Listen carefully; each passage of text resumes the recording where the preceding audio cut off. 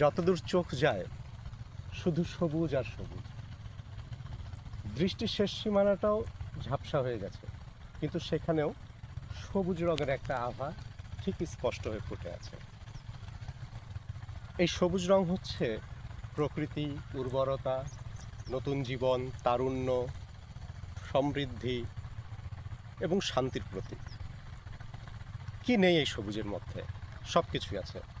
এই সবুজের মধ্যে শান্তি আছে, প্রশান্তি আছে, সুখ আছে, সমৃদ্ধি আছে।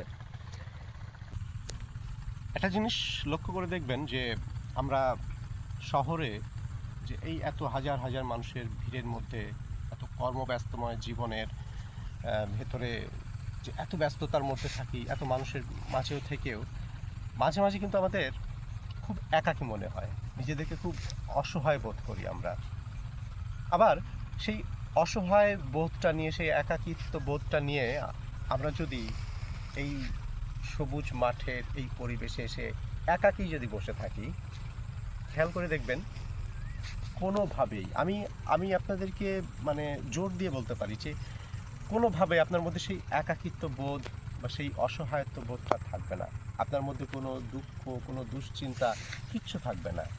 সব কিছুই কেমন যেন মিলিয়ে যাবে এই সবুজের মাঠে। এই যে দেখুন কি সুন্দর ধনিয়ার ক্ষেত, এত সুন্দর ক্ষেতটা যে দেখে মনে হচ্ছে যেন সবুজ বিছানায় শ্বেত শুভ্র মখমলের একটি চাদর বিছানো আছে। কি অপরূপ দৃশ্য, আর কি তার সুঘ্রাণ! এটা আসলে ভাষায় মানে বোঝানোর মতো না। এই সৌন্দর্য, এটা আপনাকে উপভোগ করতে হলে আপনাকে এই এই মাঠেই আসতে হবে। এই গ্রামের এই খোলা মাঠে, এই সবুজের সমারোহ, চারিদিকে সবুজ আর সবুজ, এর মাঝেই আসতে হবে। কারণ এই সবুজের মধ্যেই শান্তি, এই সবুজের মধ্যেই সুখ, এই সবুজের মধ্যেই তো আসলে আমাদের শেকড়, আমাদের বেড়ে ওঠা, আমাদের শেকড়টা তো এই সবুজের মাঠে।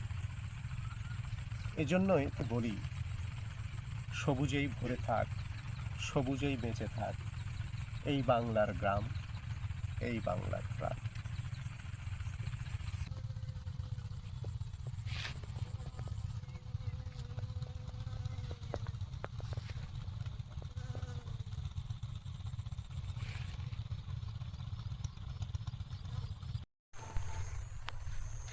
যখন একাকিত্ব আপনাকে গ্রাস করে নেয়, তখন এই সবুজই পারে আপনাকে অনাবিল প্রশান্তিতে ভরিয়ে দিতে। তাই চলুন আমরা ফিরে যাই এই সবুজের বুকে।